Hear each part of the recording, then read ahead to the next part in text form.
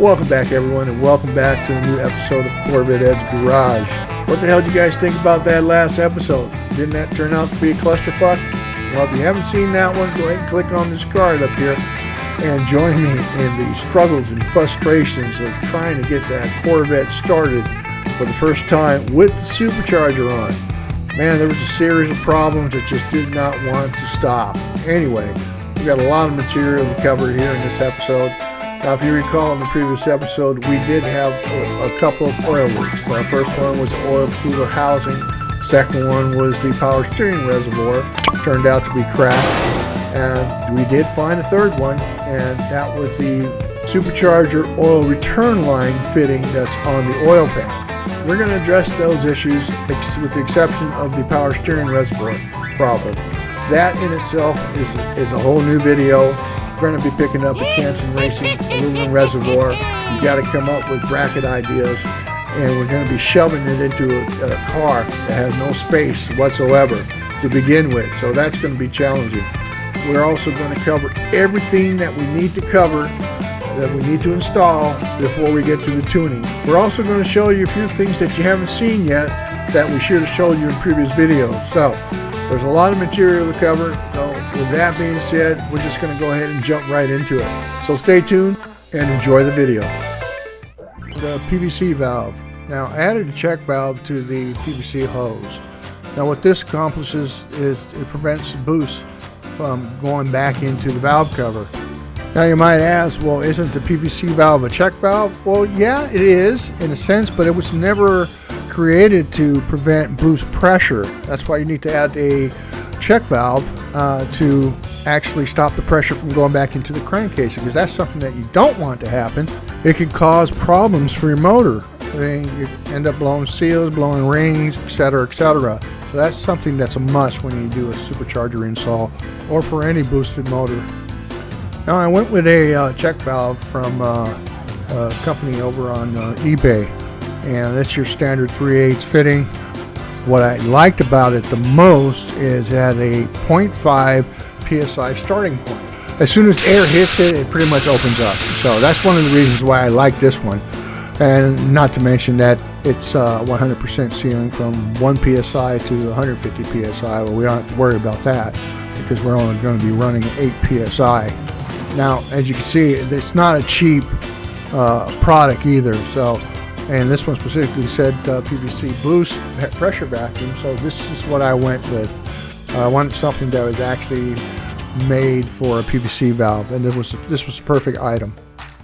Now originally the PVC hose went over the valve cover, and I don't really like hoses going over the valve cover, so I decided to just go ahead and reroute it to better suit my needs.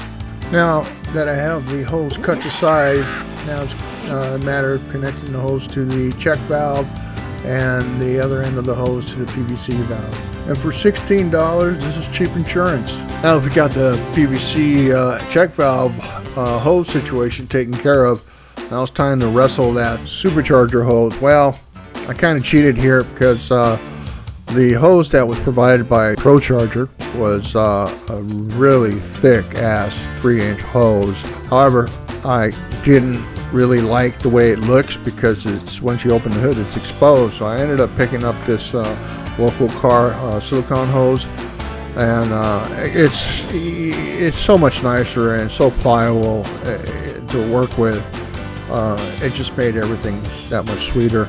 So once we got the hose on, all we have to do now is just go ahead and tighten the clamps up and be done with it. So with the hose out of the way, now it's time to add the trim for the wiring harness that runs alongside of the valve cover. Corvette conceals it that way with that piece of trim. And then come back and install the 2 small bolts. And I wish they would have done something different here at Corvette, because those 2 small bolts, if you drop it, it falls right behind the valve cover inside the manifold. So that kind of sucks. Thanks, Corvette. The passenger breather tube on the valve cover, that is going to be running into the air filter. Now with Procharger instructions, it states go ahead and run it over by the air filter and run it and basically pours out into the atmosphere. But in the state of California with the smog laws, that hose needs to be contained. So in order to accomplish this, I need to drill a hole in the air filter, a nice expensive K&N filter, and that way, and put a plug in there, and that way I'll be able to run the hose directly into the air filter. Now I will be adding a catch can to prevent oil from getting into the air filter, which ultimately will go into the supercharger. But I'm still doing a little bit more research on it. From what I understand, in the state of California, catch cans are illegal. Now there's two different types of catch cans. There's one that's sealed and there's one that's not.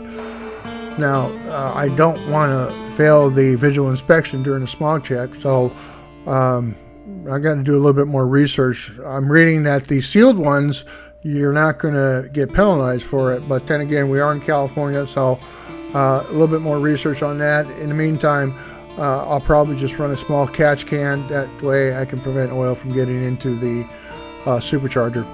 Worst case scenario, I just pull the catch can off before I go do a smog inspection. It's not that much harder or involved to do something like that. Now, as far as the plug for the air filter, I got this off of Amazon. It's a 3/8 bar fitting that is stainless steel. I love stainless steel stuff. It just lasts so much longer. Any opportunity to go stainless steel, I'm always going to go that avenue first. So right here, you can see, get an idea of how I'm going to insert this into the air filter. So of course, we got to drill through the air filter. I start off with a pilot hole and then I come back with bigger bits, drill bits, ultimately working to the size bit that will give me the hole I need. Once that's completed, now since I definitely don't like shavings, I'm taking it over to the air compressor so I can blow it out. I want to make sure there's no shavings in there because it's going through the supercharger. Well, now that we're satisfied with the hole that we drilled in the air filter, it's time to go ahead and put the plug in. Now I want to point out that the nut I kept on the outside of the air filter because you don't want that nut to break loose and go into the supercharger, but that's exactly what would happen if it does break loose. It'll go right into the supercharger, and I can't tell you how catastrophic that can end up being. Now I did also apply Loctite to that nut for extra security. So now it's just a matter of go ahead and tightening that bolt and fasten everything down. Okay, addressing the supercharger oil return line fitting. As you recall, in previous episodes, I pulled the oil pan off and modified the oil pan to house a supercharger return oil line fitting. I had to drill into the original pan and enlarge the hole so I can insert a 10AN flare fitting. So what ended up happening is I made a mistake when I ordered the original fitting. Unfortunately, it wasn't a true half-inch barb fitting. So, which is one of the reasons why it's leaking, is I can't get a good enough bite on the hose. So I ended up getting a Durali true half-inch barb fitting, and I will show you the difference as we move along into the video. So here's the fitting that I need to remove. This fitting right here. Now it's fairly simple the way I have it set up. The elbow fitting is actually connected to the AN fitting that's coming out of the oil pan. Now that hose that's right behind the fitting, that is a coolant hose going to the oil cooler.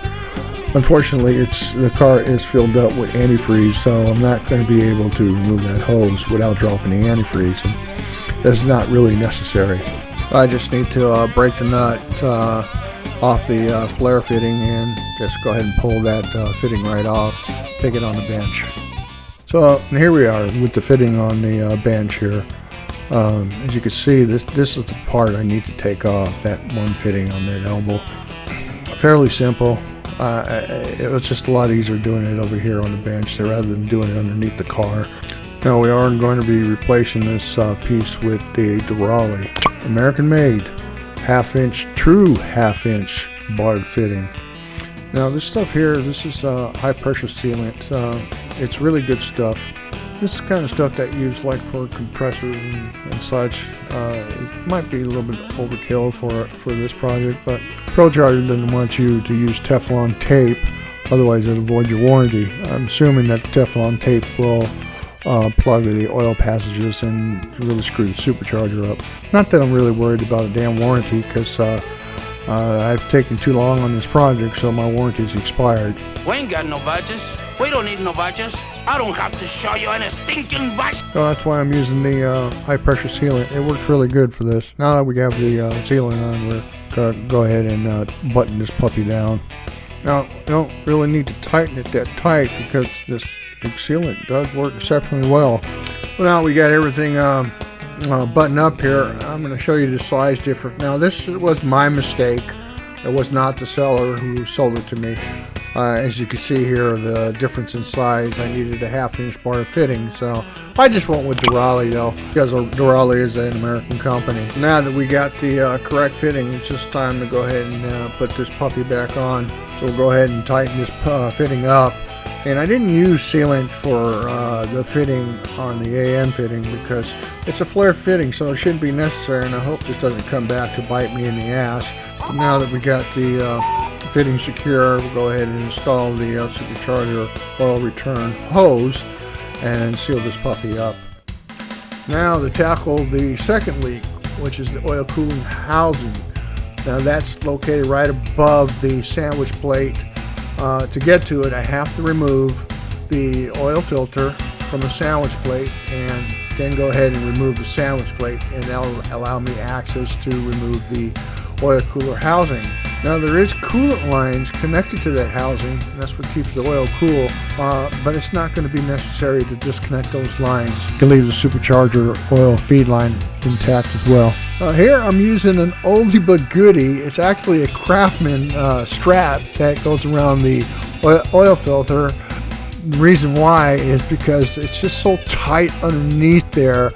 That strap type oil filter actually allows me to really get good grip on it where nothing else does, because of the lack of room down there.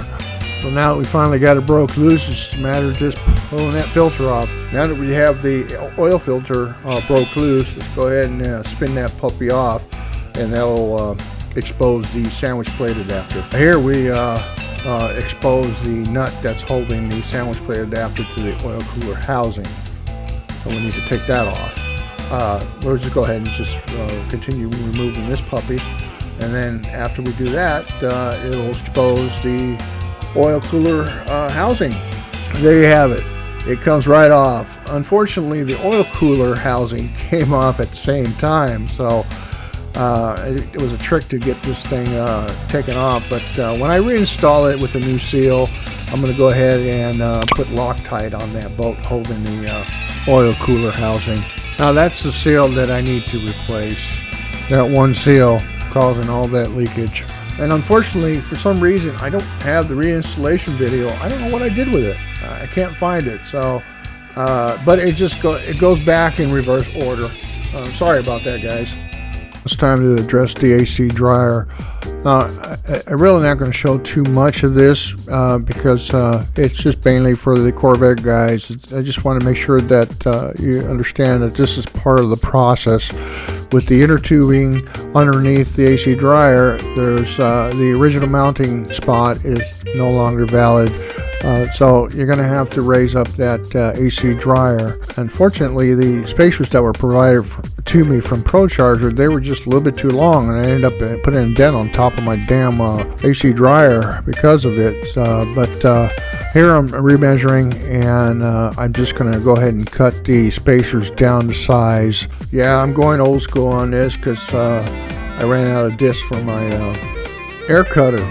Yeah, it is what it is. No big deal. This is how we used to do it back in the old days, though. And it's a method that works well, actually. I don't like the air cutter sometimes because it kind of wants to drift on me. So, anyway, let's go ahead and move on. Okay, spacers are all cut up, measured, and cut. So now it's time to go ahead and tighten this puppy down to be a permanent fixture to the car. And it just goes to show you, you don't need expensive tools to do something like this. Like as you've seen, I used a hacksaw, and there's no shame in using old school tools like that. All right, that job is completed. Now we did have a casualty, when I was test fitting the hood, it did put a small ding in the AC dryer. Is what it is. It didn't crack it, so that's all that matters. All right, guys, we reached the end of the video. Whoa, wait a minute, don't click off just quite yet. I still got one more clip to show you. And that's the maiden voyage, where I took the car out of the garage, down the driveway, took it around the block, and brought it back home.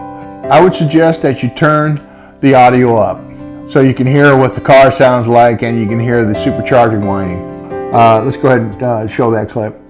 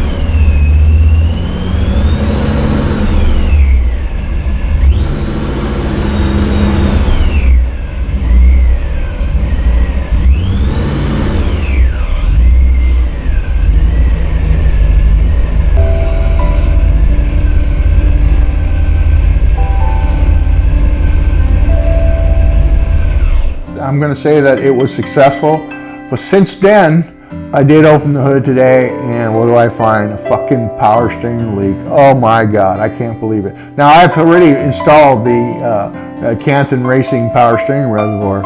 It was doing pretty good after I installed it, but now I seem to have another leak, so I got to narrow down where that leak's coming from. So it could be coming from the power steering pump. I don't know.